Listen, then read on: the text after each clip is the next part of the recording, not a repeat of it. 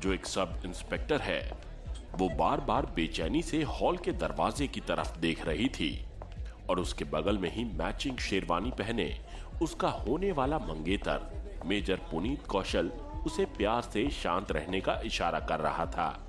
लेकिन आलिया की परेशानी कम होने का नाम ही नहीं ले रही थी। उसने धीरे से पुनीत से कहा, मुझे उसकी बहुत फिक्र हो रही है और गुस्सा भी आ रहा है। आखिर अभी ही उसे मिशन पर जाना था। खैर, लेकिन ये सच भी है, इसमें मैं या वो कुछ कर भी तो नहीं सकते थे। पुनीत ने प्यार से समझाते हुए मजाकिया लहजे में ही उससे कहा, तुम प्लीज परेशान मत हो, थोड़ा सा मुस्कुरा दो मैडम, तुम्हारे चेहरे पर परेशानी साफ झलक रही है। अरे टेंशन मत लो जान, नैना आ जाएगी। मैं कैसे शांत रहूं? उसने मुझसे वादा किया था कि वो हमारी एंगेजमेंट की हर रस्म में मेरे साथ रहेगी, और देखो वो अब तक नहीं आई। आलिया ने गंभीर आवाज में कहा। पुनीत ने फिर उसे समझाया, उसने कहा है तो वो आ जाएगी, लेकिन तुम अपना मूड खराब करके हमारे इतने खास दिन को खराब मत करो। अब आलिया ने पुनीत को थोड़ा चिढ़ाते हुए कहा, तुम्हें पता है ना, वो सिर्फ मेरी फ्रेंड ही नहीं, मेरी जान है। एक बार को अगर तुम मेरी लाइफ में ना रहोगे तो चलेगा, लेकिन नैना ना हो ये तो सोचकर ही डर लगता है। हाँ, वो तो मैं जानता ही हूँ, और ऐसे ही नहीं मैं उसे कबाब में हड्डी कहता हूँ। वो तुम्हारे साथ हर जगह जो होती है, लेकिन आज जब तक वो यहाँ नहीं है तब तक तो तुम मुझे थोड़ी अटेंशन दे ही सकती हो। पुनीत ने भी छेड़ते हुए कहा। आज उन दोनों की एंगेजमेंट थी। वहां आसपास दोनों के परिवार के सदस्य और मेहमान मौजूद थे जो पार्टी एंजॉय कर रहे थे। लेकिन आलिया का ध्यान बिल्कुल भी एंगेजमेंट पर नहीं था। वो तो बस अपनी बेस्ट फ्रेंड नैना के आने का इंतजार कर रही थी, जो कि अब तक उसके इस खास दिन पर नहीं आई थी। पुनीत ने अपनी परेशान मंगेतर का मूड ठीक करने की एक और कोशिश की। देखो, नैना से कह देना कि वो हमारी शादी से पहले ही छुट्टी ले ले, वरना मैं अपनी दुल्हन को किसी और के लिए ऐसे परेशान होता हुआ नहीं देख पाऊंगा। अच्छा, अगर ऐसा है तो तुम भी सुन लो, अगर वो हमारी शादी में नहीं आई ना तो मैं तुमसे शादी ही नहीं करूंगी। वैसे भी इस दुल्हन के लिए दूल्हे से ज्यादा जरूरी उसकी बेस्ट फ्रेंड है। आलिया ने मजाक करते हुए कहा। इस पर पुनीत ने भी पलटवार किया, ओहो, तो फिर तुम अपनी बेस्ट फ्रेंड से ही शादी क्यों नहीं कर लेती? आलिया भी कहां रुकने वाली थी, उसने भी बातों के तीर चला ही दिए। वैसे ये आइडिया बुरा नहीं है, फिर सोचती हूं कि वो तो मेरी अपनी है ही, लेकिन इतने हैंडसम दूल्हे को भी क्यों जाने दूं? और वैसे भी मार्केट में अभी हैंडसम लड़कों की मारामार चल रही है। इसी नोकझोंक के बीच आखिरकार हारकर आलिया ने नैना से ध्यान हटाया और फिर कुछ देर बाद दोनों मुस्कुराते हुए एक दूसरे को रिंग पहनाते हुए नजर आए, और तभी वो पूरा माहौल तालियों की गड़गड़ाहट से गूंजने लगा। क्या यार नैना, आज के दिन ही गायब होना था। याद रखना, तुझे सबक ना सिखाया तो मेरा नाम भी आलिया नहीं। आलिया अब भी नैना को याद करके उसे कोसे जा रही थी कि तभी अचानक उसका फोन बजने लगा, और फोन पर आए नंबर को देखकर उसने अकेले में आकर कॉल रिसीव किया। हेलो आलिया, कहां हो तुम? We urgently need you here. जितनी जल्दी हो सके आ जाओ। फोन के दूसरी तरफ से आलिया के सीनियर ऑफिसर विक्रम सावंत की आवाज आई। सर, लेकिन हुआ क्या? आलिया ने परेशान होते हुए पूछा।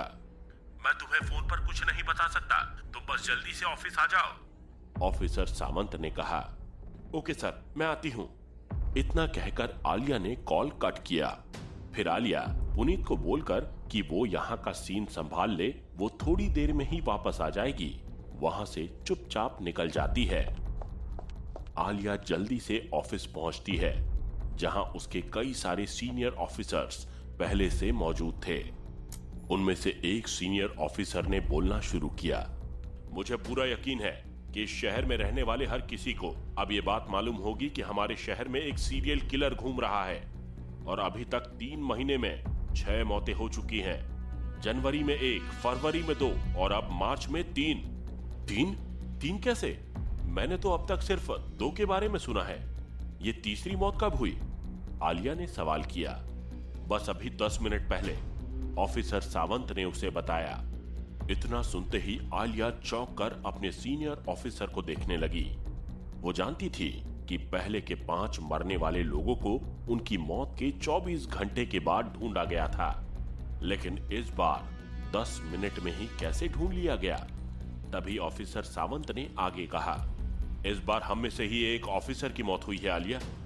हमने इस मिशन पर एक अंडरकवर फीमेल डिटेक्टिव को भेजा था ताकि वो उस किलर को ढूंढ सके, लेकिन किलर को किसी तरह इस बात के बारे पता चल गया और उसने हमारे डिटेक्टिव साथी को ही मार दिया।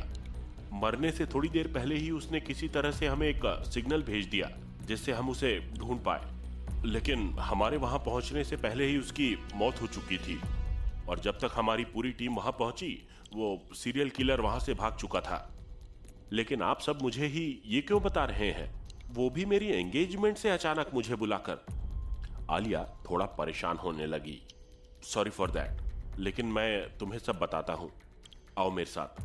आलिया के सीनियर ऑफिसर विक्रम सावंत ने आगे बढ़ते हुए कहा और फिर आलिया ऑफिसर सावंत के साथ अंदर एक दूसरे कमरे में गई जहां एक डेड बॉडी पड़ी हुई थी। देखो इसे, तुम इसे जानती हो ना? ऑफिसर सावंत ने डेड बॉडी की ओर इशारा करते हुए आलिया से पूछा और उस डेड बॉडी को देखते ही आलिया अपनी आंखों से बहने वाले आंसुओं को कंट्रोल नहीं कर पाई। ये तो मेरी फ्रेंड है, नैना। वो अपनी बेस्ट फ्रेंड को ऐसी हालत में देखकर इतना टूट गई कि अपनी बात भी पूरी नहीं कर पाई। हाँ, वो डेड बॉडी नैना की थी। नैना उस सीरियल किलर को पकड़ने के लिए उस अंडरकवर मिशन का खास हिस्सा थी और इस केस को सॉल्व करने के दौरान ही किलर के हाथों उसकी मौत हो गई। अपने सामने अपनी बेस्ट फ्रेंड की डेड बॉडी देखकर आलिया की आंखों के आगे वो सारी फ्लैशबैक मेमोरी रिवाइंड होने लगी थी जो अब तक उसने और नैना ने साथ में शेयर की थी। अचानक ही आलिया के मन में उस सीरियल किलर को लेकर एक अलग ही नफरत भर आई थी और उस वक्त उसने अपने मन में ठान लिया कि वो अपनी फ्रेंड को न्याय दिलाएगी और अब अपनी फ्रेंड की जगह वो खुद इस मिशन को पूरा करना चाहेगी। पल भर में आए इस ख्याल ने आलिया को उसके जीवन का एक उद्देश्य दे दिया था। उसने इमोशनल होते हुए भी पूरे विश्वास के साथ कहा, सर, क्या मुझे मेरी फ्रेंड के इस अधूरे मिशन को पूरा करने की परमिशन मिल सकती है? क्या ऐसा हो सकता है कि मैं इस मिशन का हिस्सा बन सकूं? मैं इस मिशन पर अपनी जान लगा दूंगी सर, लेकिन खाली हाथ नहीं आऊंगी। मुझे अपनी फ्रेंड को इंसाफ दिलाना है, मुझे उसकी मौत का बदला लेना है। Please sir, please. Alia, I understand your situation, लेकिन ऐसा करना इतना आसान नहीं होगा। ऐसे तो तुम बिना सोचे समझे ही अपनी जान भी खतरे में डाल दोगी। ये बहुत बड़ा मिशन है जिसके लिए हमें बहुत ज्यादा तैयारी करने की जरूरत है। ऑफिसर सावंत ने कहा, सर, मैं इस मिशन के लिए कुछ भी करने को तैयार हूं। आप जैसा कहेंगे मैं वैसा करूंगी और अपनी तरफ से एक भी गलती नहीं करूंगी।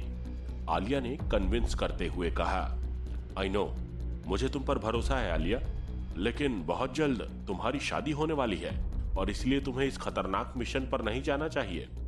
ऑफिसर सावंत ने उसे समझाने की कोशिश की। सर प्लीज, आप समझने की कोशिश कीजिए। आप जानते हैं कि नैना मेरी बेस्ट फ्रेंड थी और इस वक्त मेरे लिए शादी से भी ज्यादा जरूरी ये मिशन है। मैं इस मिशन को पूरा करने से पहले शादी ही नहीं कर पाऊंगी। आलिया ने इस बार जोर देकर कहा। ऑफिसर सावंत ने कुछ देर सोचा, फिर कहा, ठीक है, अगर तुमने फैसला कर ही लिया है तो इसके लिए मेरे पास एक प्लान है। फिर अचानक से अपना मोबाइल निकालकर किसी को फोन लगाया। हेलो, हाँ, मुझे आपकी अर्जेंट हेल्प चाहिए। क्या आप इसी वक्त यहां आ सकते हैं? फोन के दूसरी तरफ से आवाज आई। ठीक है, मैं अभी आता हूं। और थोड़ी ही देर में किसी ने दरवाजा नॉक किया। क्या ये आप हैं डॉक्टर? ऑफिसर सावंत ने आवाज देते हुए पूछा। हाँ, मैं ही हूं। दरवाजे के बाहर से एक आवाज आई। ओके, आप अंदर आ जाइए। ऑफिसर सावंत ने दरवाजा खोलते हुए कहा और जैसे ही दरवाजा खुला, सफेद लैब कोट पहने हुए एक आदमी अंदर आया। अंदर आते ही ऑफिसर सावंत ने आलिया को उससे इंट्रोड्यूस कराते हुए कहा, यह डॉक्टर लिंकन है। आलिया ने डॉक्टर को देखा। वो एक बूढ़ा आदमी था जो अपनी 50s की उम्र में था और किसी टिपिकल हॉरर फिल्म के पागल साइंटिस्ट जैसा लग रहा था। उसके सिर के बीच के बाल उड़े हुए थे और उसके बाकी के बाल सफेद थे। उसकी नाक पर एक मोटा सा हाई पावर चश्मा लगा हुआ था और उसकी नाक के ठीक नीचे एक मोटी सी मूंछ थी। ऐसा लग रहा था जैसे उसके सिर के गायब हुए सारे बाल उसकी मूंछों में ही थे। आलिया ने पूरी विनम्रता के साथ डॉक्टर लिंकन से हाथ मिलाया, लेकिन उसे पता नहीं था कि अब वो आगे क्या करे। आलिया अपने मन में सोचने लगी कि उसे अब कमरे से जाना चाहिए या रुकना चाहिए। आलिया, क्या तुम्हें वो टेस्ट याद है जो तुमने यहां पर ज्वाइन करने से पहले दिया था? आलिया की सोच से अनजान ऑफिसर सावंत ने सवाल किया। हाँ, मुझे याद है, वो एक मेमोरी टेस्ट था, लेकिन उसका क्या रिजल्ट था ये मुझे नहीं पता। वैसे उसमें मेरी परफॉर्मेंस कैसी थी सर? आलिया ने ऑफिसर सावंत से पूछा। उसमें तुम्हारा रिजल्ट बहुत बेहतरीन था और मुझे लगता है कि उस टेस्ट रिजल्ट के हिसाब से ही तुम्हें अंडर कवर मिशन पर भेजने से पहले हमारे स्पेशल मिशन के प्रोसेस से गुजरना चाहिए। मुझे लगता है ये एक अच्छा आइडिया साबित हो सकता है, लेकिन फिर तुम्हें बहुत ज्यादा ध्यान रखना होगा, ऑफिसर सावंत ने कहा। आलिया ने सवाल किया, स्पेशल मिशन? कौन सा स्पेशल मिशन? ओके, मैं बताता हूं, लेकिन प्लीज ये बात अपने दिमाग में रखना कि अब जो मैं तुम्हें बताने वाला हूं ये बात बहुत ही कॉन्फिडेंशियल है और तुम्हें इस कमरे के बाहर किसी को भी नहीं बतानी है, अपने दूसरे ऑफिसर्स को भी नहीं। ऑफिसर सावंत की बात सुनकर आलिया ने अपना सिर हिलाया। उसे पता भी नहीं था कि अब उसको क्या करने के लिए कहा जा रहा था। दरअसल मैं एक मेडिकल लैब चलाता हूं जिसको गवर्नमेंट सीक्रेटली फंड देती है ताकि हम वो सारे काम कर सकें जो सभी लोगों को जानना जरूरी नहीं है। मतलब कुछ एक्सपेरिमेंट्स वगैरह जिसमें डॉक्टर लिंकन हमारा साथ देते हैं, और अगर ये बात लोगों को पता चल गई तो तुम सोच भी नहीं सकती कि कितना हाहाकार मच जाएगा। इन सारे एक्सपेरिमेंट में इंसानों के दिमाग का एक्सपेरिमेंट भी शामिल है। घुमा फिराकर बात ना करते हुए मैं तुम्हें बता दूं कि डॉक्टर लिंकन की टीम ने अभी हाल में ही एक ऐसा तरीका खोजा है जिससे हम लोग किसी एक इंसान की यादों को दूसरे इंसान के दिमाग में ट्रांसफर कर सकते हैं। और अब हम उस स्पेशल मिशन का पहला एक्सपेरिमेंट तुम पर करेंगे। मतलब अभी जिसकी मौत हुई है उसकी यादों को तुम्हारे दिमाग में डालेंगे, ऑफिसर सावंत ने पूरी बात समझाते हुए कहा। और हमें उम्मीद है कि इस तरीके से हमें उस सीरियल किलर के बारे में जल्द ही कुछ पता चल सकता है और तब हम उसे दूसरे लोगों को नुकसान पहुंचाने से रोक सकते हैं। वैसे उसके मर्डर करने के तरीके से हमने अंदाजा लगाया है कि वो जल्द ही और भी मर्डर्स करने वाला है, लेकिन अब हमें उसे हर हाल में रोकना होगा, ऑफिसर सावंत ने आगे कहा। जिसे सुनते ही आलिया ने बिना एक पल गवाए हां कर दी। ठीक है सर, मैं इस मिशन के लिए तैयार हूं। काम कब से शुरू करना है? आज से, इनफैक्ट अभी से, अभी 2 घंटे में ही, जवाब डॉक्टर लिंकन ने दिया। फिर आगे बताया, अभी जब हम लोग इस केस के बारे में बात कर रहे हैं उस दौरान तुम्हारी फ्रेंड को हमारे लैब में शिफ्ट किया जा रहा होगा। उसकी मौत के बाद हमारे पास सिर्फ 2 ही घंटे हैं जिससे हम उसकी यादों को वापस पा सकते हैं, नहीं तो वो हमेशा के लिए गायब हो जाएंगी। हमारे पास ज्यादा समय नहीं है, तुम्हें अभी तुरंत फैसला लेना होगा और ऐसा करना बहुत जरूरी है क्योंकि पहले बाकी जिनकी भी मौत हुई थी वो हमें मौत के 24 घंटे बाद मिले थे, जबकि इस केस में ऐसा नहीं है। हमें ऐसा मौका फिर दोबारा नहीं मिलेगा। उसी समय ऑफिसर सावंत ने केस फाइल निकाली और उसे टेबल पर रख दिया। उसके अंदर 5 तस्वीरें थी।